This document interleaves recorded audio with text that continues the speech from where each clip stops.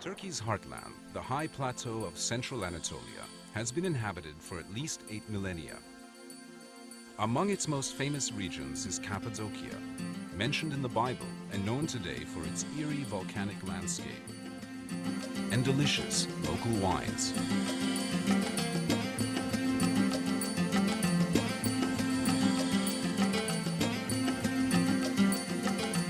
When Mount Erciyes, near Kayseri, was an active volcano, it spewed tons of lava and volcanic ash over the region.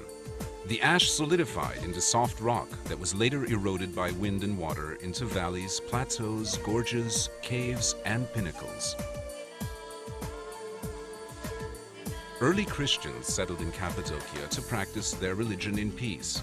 St. Paul visited here, and many monks and hermits sought the solitude of its lonely valleys filled with caves.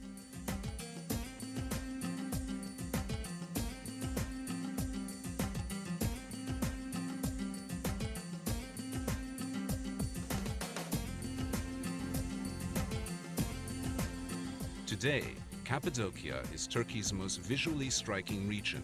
Visitors come from around the world to tour the Göreme Open Air Museum, a World Heritage Site sheltering dozens of medieval cave churches. Many of the church interiors are decorated with colorful frescoes of religious scenes. Perhaps the finest are the dark church, called Karanlık Kilise in Turkish, and the church of the Buckle, or Tokalı Kilise.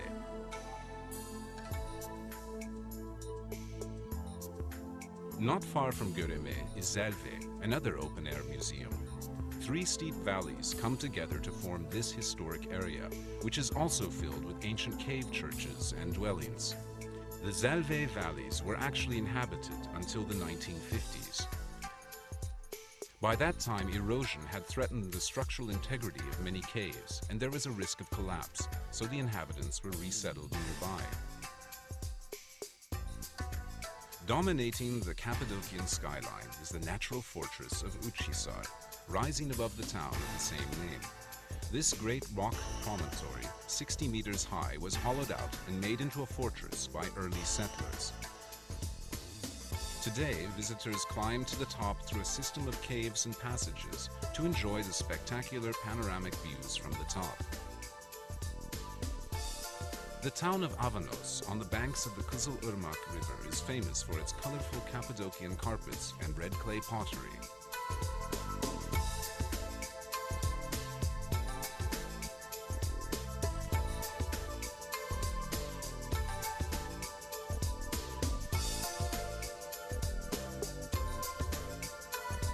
Among the strangest sights in this unusual region are the underground cities, vast labyrinths of tunnels, caves and passages reaching 7 and 8 stories into the earth. They were inhabited during the 7th and 8th centuries by local Christians seeking refuge from invading Arab armies. 36 underground cities, large and small, have been discovered in Cappadocia.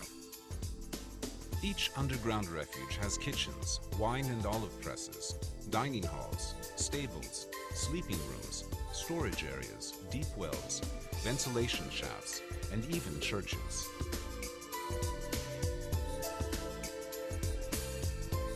The entire complex could be closed off to enemies by rolling huge stone wheel doors across the entrance tunnels.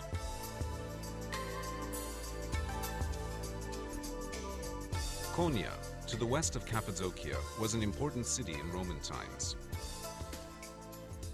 During the Middle Ages, it was one of the chief way stations on the Silk Road, and also the capital of a flourishing empire established by the Seljuk Turks.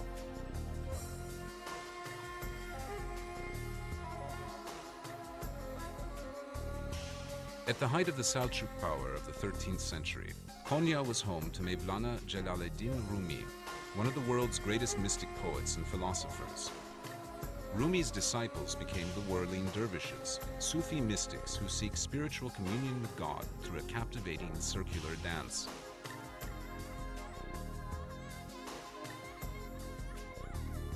A common sight in Cappadocia are the caravanserais, great fortified structures built to encourage commerce along the Silk Road.